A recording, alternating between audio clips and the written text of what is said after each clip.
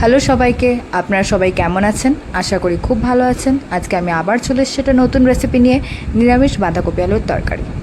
তো চলুন, একটা কড়ার মধ্যে অল্প একটু তেল দিয়ে তার মধ্যে একটা শুকনো লঙ্কা দুভাগ করে দিয়ে অল্প একটু জিরে দিয়ে ভালো করে নেড়ে ছেড়ে নেবো। তেলটা গরম অবস্থায় ভালো করে নেড়ে ছেড়ে নিয়ে তার মধ্যে কুচিয়ে রাখা আলুগুলো নিয়ে আবার ভালো করে এরপরে দেখুন বাটা মশলা করার যে ইনগ্রিডিয়েন্টসগুলো লাগবে সেগুলো রেডি করে নিচ্ছি। আদা, জিরে, দারচিনি, লবঙ্গ, একটা কাঁচামরিচ, একটা টমেটো আর অল্প একটু নারকেল গুঁড়ো। আমি তার মাঝখানে একবার আলুগুলোকে এরপর দেখুন আমি ওই মশলাগুলোকে ভালো করে একটা পেস্ট করে নেবো। আপনারা চাইলে মিক্সিতেও করতে পারেন, কিন্তু শিলে বাটা খেতে একটু আলাদাই টেস্ট লাগে, ওই জন্য আমি শিলে বেটে নিচ্ছি।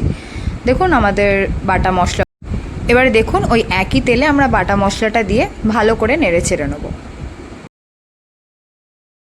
বেশ কিছুক্ষণ ভালো করে নেড়ে ছেড়ে নিয়ে এবার আমরা অল্প একটুখানি স্বাদ মতো নুন দিয়ে দেবো, পরিমাণ মতো আপনারা বুঝে দেবেন। নিয়ে আবার একটু ভালো করে নেড়ে নিয়ে এবার ওই সাইডে ভেজে রাখা আলুগুলোকে দিয়ে ভালো করে মশলাটার সাথে মিক্স করে নেব। এবার আমরা ওই অল্প একটু শিল ধোয়া যে জলটা হয়, তারপর আমরা দিয়ে দিলাম পরিমাণ মতো হলুদ, লঙ্কা, নিয়ে ভালো করে আবার মিক্স করে নেব। সমস্ত ভালো করে নেড়ে ছেড়ে নেওয়ার পর অল্প একটু গরম মশলাও আমরা অ্যাড করব। নিয়ে আবার ভালো করে মিক্স করে নেব। নিয়ে আরেকটু যেই শিলবাটা জলটা ছিল ওটা দিয়েও আবার মিক্স করে নিলাম। এবার আমরা ওই বাঁধাকপিগুলো যেগুলো কোচানো ছিল ওগুলো দিয়ে ভালো করে একদম নেড়ে ছেড়ে পুরো মশলাটার সাথে মিক্স করে নেব। মাঝে আমি অল্প একটু চিনি, অল্প পরিমাণ জল অ্যাড করে আমরা বাঁধাকপিটাকে ভালো করে কষতে দেবো, সিদ্ধ হতে দেবো। কারণ বাঁধাকপি সিদ্ধ হতে তো টাইম লাগে। ঢাকা দিয়ে আধ ঘন্টা মতো ভালো করে সিদ্ধ হতে দেবো। আধ ঘন্টার মাঝে মাঝে একবার নেড়ে নেবেন।